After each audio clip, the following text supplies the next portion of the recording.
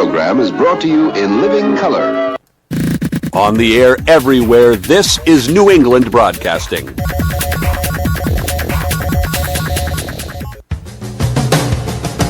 Good morning, good afternoon, good evening, good night.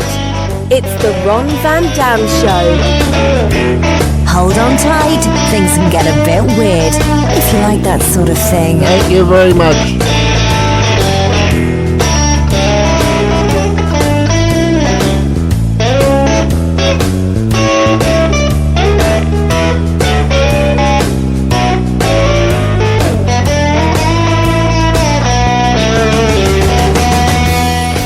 Wouldn't it be wonderful if you could just walk up to people and tell them exactly what you think of them? Instead of talking behind their back. We all do that, with our friends. Hey, did you hear about Bob? No, Ron, what about him? Oh, he got in trouble, and now he's... what an idiot he is. I've known him for a lot of years. He's an idiot. He's just an idiot. He's a schmuck. Yeah, I agree with you, Ron. That's talking behind people's back. Wouldn't it be interesting if we could actually talk in front of their back, which I guess is in front of them? There's no such thing as in front of your back. That makes no sense. Wouldn't it be great if you used to walk up to somebody, tap them on the shoulder, and say, "Excuse me, your name's Bob, isn't it?" "Well, yes." "You're an idiot. You're an idiot. You're an idiot. You're a schmuck. You're a lowlife. You're not even human. You shouldn't even be on this planet. You're a horrible example of a human being. You belong in a zoo. You're disgusting. You're just the most despicable person I've ever met in my life. You have no intelligence whatsoever. You bleed from your nose on occasion. You're just really a horrible individual. Nobody wants to talk to you. Nobody wants to see you. Nobody wants to smell you anymore. You're just a horrible, horrible, living, breathing entity that should be smashed with my tiny little pinky finger because you are really a piece of crap. You're not even a piece of crap. You're feces that wants to be a piece of crap someday. You don't even belong to society in any way, shape, or form. You've got no morals, your brain is made of jelly. It's not even jelly. That's a compliment to jelly. You've got to just cash out and get away from people because you belong in a box somewhere. You're really a piece of scum. Scum of the scummiest scumming ever scummed by scum. That's what you are. You're a little. You're not even little. You're non-existent. You're like an amoeba that hasn't even formed yet. You're like a bad chromosome. You're just Ancestry.com would probably throw you in the trash as upsetting the entire family tree. You're a bad seed. You're the devil's advocate of schmuckdom. You've got no business doing anything near me.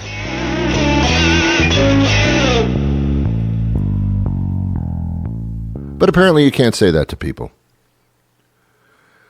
How are you? How are you today?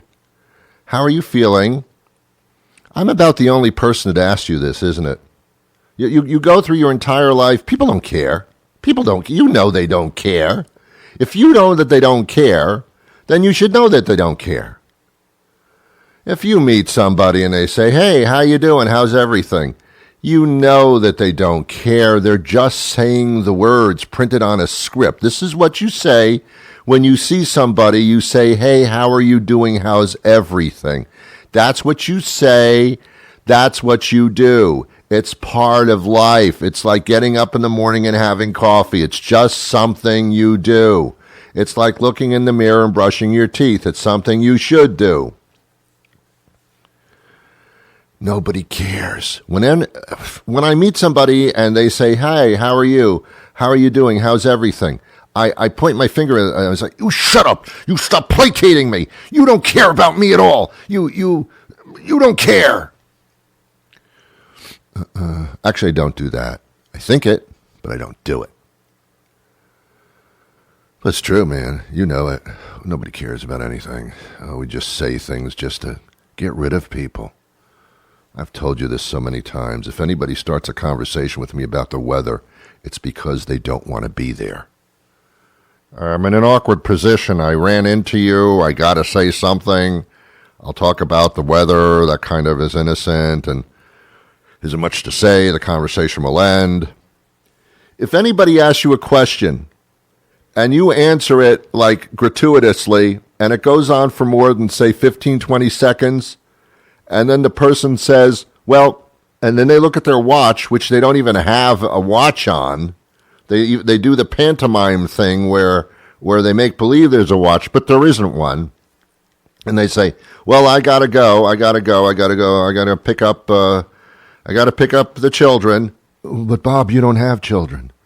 Yeah, did I say children? I mean groceries. I got to pick up the groceries. I got a lot to do. I've got, what do you got to do? It's a lot. It's a lot. I just told you it's a lot of things. I'm looking at my wrist. Let me leave. You can tell. Don't be stupid. They don't want to be with you. They don't want to talk to you. They're just being polite. At least they're making the effort. If you give 10 points to somebody for doing a great job, you give them 1 point for making the effort, my God. Yeah, I mean, they're covering up for an awkward situation. Look, I didn't want to talk to you. You didn't want to talk to me. I didn't expect that I'd run into you. Let's get this over with. Let's just do the lines. Let's say the things we're supposed to say and get on with our lives. I've got no laundry to pick up. I don't have to pick up any kids. It's just, I don't want to do this. Okay, Bob? Yeah. I don't even remember their names. I don't even know it's Bob. I know the person, but I don't know his name because I don't care. I've had this problem throughout my life. I don't remember people's names. If it didn't look so schmucky to have a little label on your clothes that says, hello, my name is, and that is about the schmuckiest thing you can do, then I would not remember anybody's name, and I don't. I don't remember anybody's name. I don't refer to them in conversation. Hey, how you doing there? Good to see you, pal. Pal? Yeah, because I don't remember your name. I'll call you something. I'll call you a generic thing. So how are you doing, my friend? My friend? All right, what's my name? I don't know, my friend. I have no idea. Where's your name tag? Should wear that all the time. I don't remember anybody's name. And I've been told that that's because I don't listen. And you didn't have to tell me that because I know I don't listen. So don't even tell me something that you already know. It's just I don't care. I just don't care. I don't know your name. I don't care what your name is. If I cared, I would remember. Sometimes I think that even if I did care, I still wouldn't remember, but that's besides the point. I don't. What's the difference? What's the difference anyway? Seriously. People are just... people are there because they were born on the planet too. That's the only thing we have in common. Hey, what do we have in common? Do you like spaghetti? No. Do you like blonde? No, I don't like that. Do you like apples? No, I don't care for apples. Yeah, so we have absolutely nothing in common. The only thing we do have in common is we were both born on this planet. I think I was. I don't know about you. That's about it. It's like a gigantic boat. It's like Noah's Ark, and they took 2 of every species, and I'm one of the human ones. And the other human one, I don't know his or her name. Noah, come on. Seriously, do you really buy that? You really buy that story? Or was it just a really good fable that sold a lot of books? Do you really, really believe that God spoke English and spoke to Noah and said, build a boat, build an ark, and put 2 of every species on it? We're going to need a bigger boat, to quote a line from Jaws. Do you really, seriously, dig deep into your soul, do you really believe that happened? Well, yeah, Ron, because they discovered parts of a boat that they believe was Noah's Ark.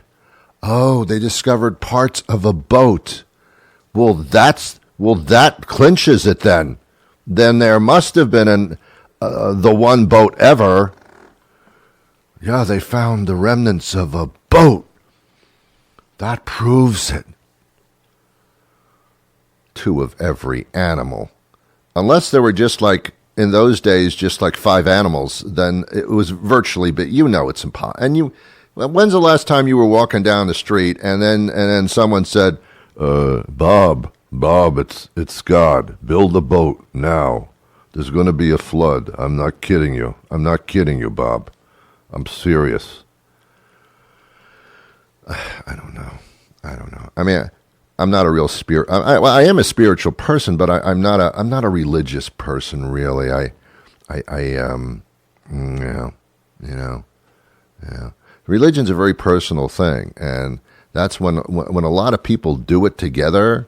I kind of like. I think you're missing the point here. I was always told, by the way, never discuss religion on a radio talk show. So I guess I'm following. Not that. I just always believed that religion was a very personal thing between you and your beliefs, and it was not to be discussed or done in large numbers. I always thought that was kind of odd. I always thought that the real relationship between yourself and your spirit would be extremely personal. Extremely personal. When I was growing up, in New York City. And there are a lot of people there. And you would always see somebody walking down the street, either on the other side of the street or on your side of the street, talking to themselves. Oh, yeah, okay, oh, yeah, oh, sure, okay, all right, yeah, I'll do that, yeah, sure, yeah, I know, yeah, all right, oh, hello. And, I would always assume, without question, and I was always right, these people are a little mentally unstable and talking to people that aren't there. Then, when I got older, I continued to see it, but I learned, no, they're not mentally unstable. They have cell phones. So now I don't know the difference between people walking down the street, talking on their cell phone with those little microphone things that they put in their ear, or they're mentally unstable. And there's a big difference in one sense.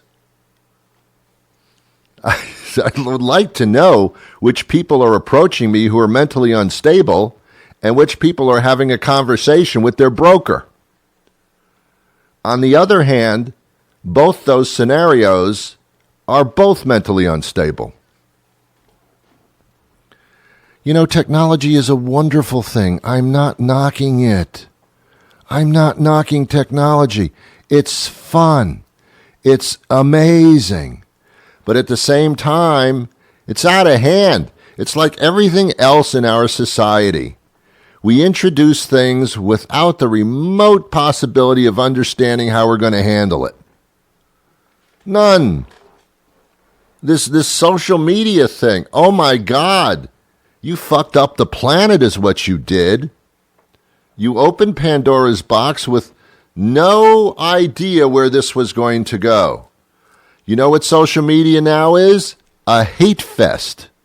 Yeah, there's some good things. When it's your birthday, people say happy birthday without even going off. They don't enunciate. It's happy birthday. Oh my God. Oh, I could cry. They don't even say happy birthday. You're a wonderful person. I hope you have a wonderful day. You're the best person ever. I love you. Nothing like that. It's just happy birthday. And then we go crazy like, oh, I've been recognized by somebody I don't know. Oh, I feel so fulfilled now. That's the good part. The bad part is everything else. It's a hate fest. Anytime someone says something on social media, somebody responds with a comment that that puts somebody down. Oh my God, it's horrible. It's just hard. And we all do it. I mean, I do it too.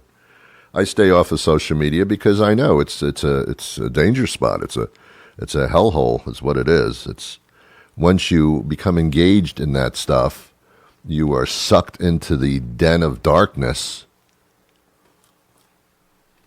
I mean, I've heard of the dark web. Show me what isn't dark. It's all dark. There's no light web. There's no web light. I mean, how do you block how do you block things from your children on social media? You'd have to block everything. It was bad enough people were bullied in schoolyards, Donald Trump. Now you can bully them online. You can virtually bully them. This is what are you doing? What are you call this a good thing? It's a horrible thing. All right.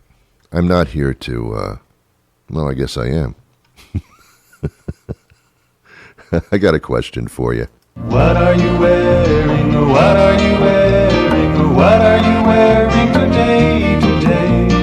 What are you wearing? What are you wearing? What are you wearing today? Here's my problem. We're being very sexist against men. Here's why. Or it could be the other way around. I really don't know. I don't really know what I'm talking about. It's hot outside. It's the season where people wear as fewer clothes as possible. Women can walk around in bikinis. I think I think you can wear it on a street. I don't know if anybody's walked down the street in a bikini and gotten away with it. I guess you could. If you've got your hoo-hoo and your smooch covered. Women have to cover their breasts. You cannot walk around in public with your breasts hanging out. You could, but you wouldn't get too far because people just might notice. And here's the kicker. If you're a female and you're walking around with your breasts exposed and nobody notices, you've got a whole new set of problems there. Guys can walk around with their breasts hanging out. And if you're over 50, 60, or 70 years old, you can have breasts. Guys can actually have breasts, enough to sustain life. But guys can walk around with their breasts hanging out. Now, true, their breasts don't hang, but that's not anybody's fault. So why is it that a guy can walk around with his breasts showing, but a woman cannot? I do not know. What is the difference between a man's breasts and a woman's breasts? Size might be one, and a woman's breast. I don't know. I don't think there is one. Simply because you can breastfeed a child, does that make it illegal to walk around with your breast showing? I've never understood that whole argument, and it's worldwide. Of course, when you go to Europe and some other like fashionable billionaire locations, women do go to the beach without any top on, and because a lot of them do it, it's not a big deal. In this country, it's a big deal. I'm just saying, I'm pointing out stuff that other people don't point out, because it's that time of year. So when I ask, what are you wearing? I mean it. I mean, I'm just saying, I'm not saying that women should be walking around naked. I'm saying that men shouldn't. I kind of don't want to see that much of a man's breast. I'm not into it, man. I don't get that. I don't get it. I don't like the time of year when people walk around virtually without any clothes on because it's hot outside. I don't see that. I don't know. I did go to a nude beach once in my life. It was in Florida, and it was a nude beach. And I was younger than I am now. Actually, yesterday I was younger than I am now. Did I take all my clothes off? No. You didn't have to, but if you didn't, you were the one that was odd. But here's the funny part about nude beaches for the most part. The people that are nude are the people that shouldn't be nude. Now, look. We all have imperfections on our body, but it seems that the people that walk around nude have more imperfections. And it's incumbent upon me not to notice those. Because the naked body is apparently beautiful on everybody, says artists who paint nudes. They say that. No, the naked body is not beautiful on everybody. I beg to differ. I'm being honest. Yes, we should not discriminate on a person's appearance, but on the other hand, yeah, you shouldn't discriminate, but you don't have to, you don't have to look. Because you know why? Because it's the personality, it's the soul that is the attraction. That's the real attraction to a living figure. Is the soul, the personality, the heart. That's what should turn people on. You have a good heart, you're a kind person, you're a good person. I find that sexy. That's good. Look, we're all human. Women find male bodies to be quite extraordinarily sexy. Men find certain female bodies to be extraordinarily sexy. I get it, but I'm just saying we should not. I watch commercials with Christy Brinkley and Cindy Crawford. They're apparently the only people over 50 years old that still look good. Let me tell you something. I have a feeling when these women take their makeup off at night and get out of their little girdles, that they don't look as good as you think they do. That's the other thing. I've talked about that before on the show. Women feel the need by society, I suppose, to wear makeup. There are very few women that do not wear makeup at all. Most women feel that they must accentuate their faces or their figures in order to be even acceptable in public. Men, not at all. Not one man that I know of wears makeup, nor a corset, nor any body-enhancing material. What you see is unfortunately what you're going to get. You know it, and I know it. Women, on the other hand, so insecure, probably because men made them feel that way, that they must appear to be something that they are not. I don't know where that came from. There was a time in history where men wore wigs and put powder on their face, eyeliner, lipstick. Yes, there was a time when men did that. I don't know why. I could find out by Googling, but I will not participate in that social media fiasco. But to this day, as you know, if you live on the planet, in our culture here in America, women must have some type of a facial enhancement, makeup, cover up, something. And I think if you saw some of these supermodels and these apparently very attractive people without their makeup on, in ratty clothes like you wear, I think you would say to yourselves, oh my God, the party's over. The fantasy is dead. You know that's true, don't you? You know that's true. You know I'm right.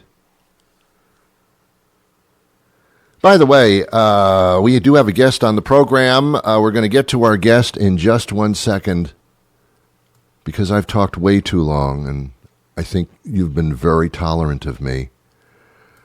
I need a drink. Let others say that water is just water. Each bottle of Aqua Mira all-natural artisanal gourmet lifestyle water contains only the finest hand-selected waters gently and sustainably culled from free-range certified glacial streams in fair trade countries. skillfully aged in stainless steel, cruelty-free tanks, and quintuple filtered according to age-old Nepalese watersmithing techniques. Each non-GMO serving of Aquamira all-natural artisanal gourmet lifestyle water is allergen-free, safe for use on pets, and contains 0 trans fats. Yes, let others say that water is just water. For the true discerning connoisseur, there is only one. There is only Find Aquamira water in handy 42 packs in the beverage section of your local convenience store, liquor store, or gas station. Free bottle with every purchase of a Take This Job and Shove It lottery scratch-off ticket while supplies last. Aquamira all-natural gourmet lifestyle water is bottled by the overarching Beverage Conglomeration Corporation, LLC. Hi, how are you doing? I'm doing great. John DiLeonardo joins us. He's manager for the People for the Ethical Treatment of Animals. We all know them as PETA. And we're talking about the vacation time, the summer vacation, when a lot of us pack up the car or do what we do, and we go to animal parks and zoos and amusement areas where there are animal demonstrations. And, of course, we know that PETA is always concerned about this type of display. This is the time of year where most people do head out for that kind of thing, I think. Yeah, I mean, well-meaning tourists don't always do right by animals when planning their vacations, such as riding elephants who are beaten into submission, staring at bears who languish in roadside zoos, or swimming with dolphins who are confined to tiny enclosures. Yeah.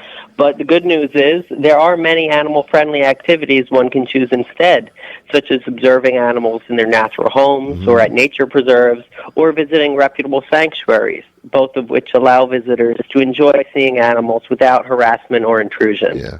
Now, that's kind of a newer concept in the scheme of our amusement history. It used to be zoos, and zoos were sometimes in the middle of cities on cement and that kind of thing. And we, by the millions, visited these locations. Now we're seeing a lot of these natural environment, what we call animal parks. Are they indeed a good thing, or are they just better than what they were? PETA is focusing its efforts where the greatest suffering is occurring in unaccredited roadside zoos across the country, where animals are often denied even the most basic necessities, such as veterinary care, nutritious food, and access to potable water.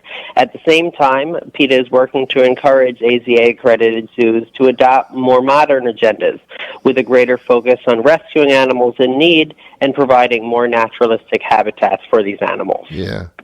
Some of these roadside venues are circus-type acts where, for example, there be a bear or a tiger or something like that, and the crowd sits around and applauds, and then you see the animals leave and they go into cages. What happens after that, we don't know, but is that the kind of thing that you're referring to? Yeah, I mean, at roadside zoos, these animals are suffering greatly. They often display zoochosis, which is, stereotypical behaviors where they may pace back and forth or rock their heads side to side. I mean, at one roadside zoo called Deer Haven Mini Zoo in Kmart, Maryland, Lily the bear was living in a cage so small that she could only take a few steps in any direction and often couldn't lie down without soiling her coat with her own waste. I mean, she was morbidly obese as a result of the chronic neglect that she suffered for more than a decade, but after receiving a barrage of phone calls from concerned PETA supporters, the zoo sent Lily to the Wild Animal Sanctuary, where she's lost at least 200 pounds and is thriving. We're also pleased to report that Deer Haven Mini Zoo is no longer operating. Good. How does the public know if the animals are being treated properly or not? If you go to PETA.org, we have many resources on our website that will point you in the direction of reputable sanctuaries and away from shoddy roadside zoos where these animals are languishing.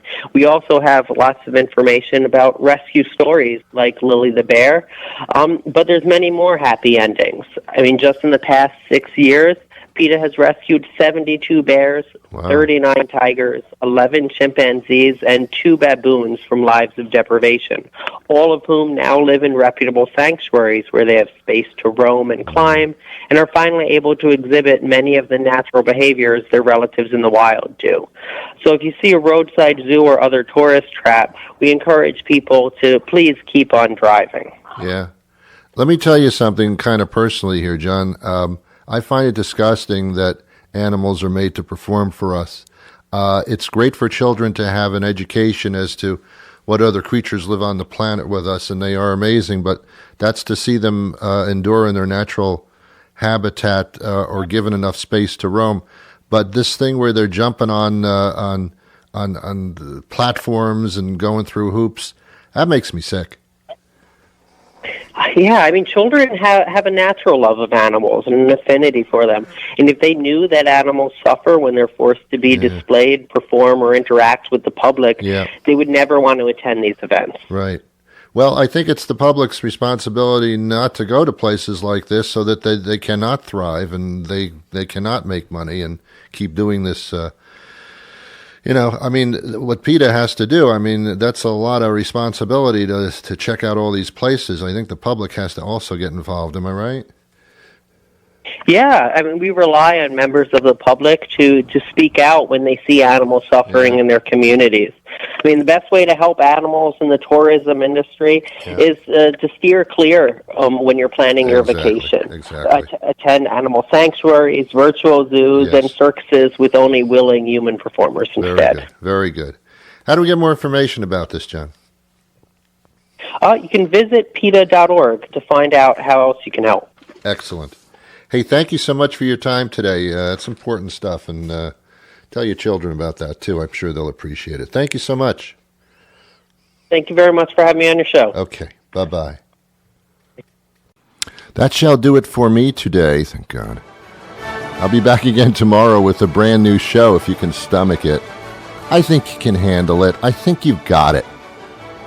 We're forming a relationship here, aren't we? No? All right. My bad. Have yourselves a wonderful day. I wish you peace.